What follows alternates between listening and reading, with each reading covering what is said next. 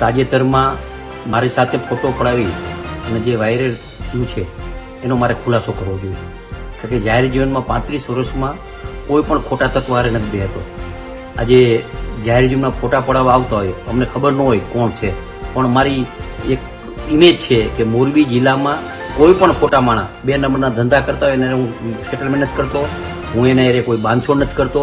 અને મોરબી નહીં પણ ગુજરાતમાં પેલું જે વ્યાજ વટાનું હતું એ મોરબીથી અમે ઉપાડ્યું. આવા ખોટા ધંધા કરતા હોય અને ઇનકેસ અમે માનો કે જાહેર જીવનમાં 30 વર્ષથી અમારી સાથે ફોટા પડાવે, એનો અર્થ એવો નથી કે અમારા કોઈ ભાઈબંધ છે. અમારા કોઈ ભાઈબંધ છે નહીં. અને આ ફોટો વાયરલ થયા તરત જ મેં એસપી શ્રીને કડક હાથે કામ લેવાનું એને સૂચના આપી છે. ને આવા કોઈ ફોટા અમારા સાથે પડાવી અને અમારો દુરુપયોગ કરે એવું અમે જરાય સહન કરશી નહીં. ને આ અમારા કોઈ મિત્ર છે નહીં. અને મોરબીમાં આવા કોઈ પણ ખોટા ધંધા હાલતા છે એના અમે કાયમ માટે કડક છીએ અને કાયમ કડક રહેશે.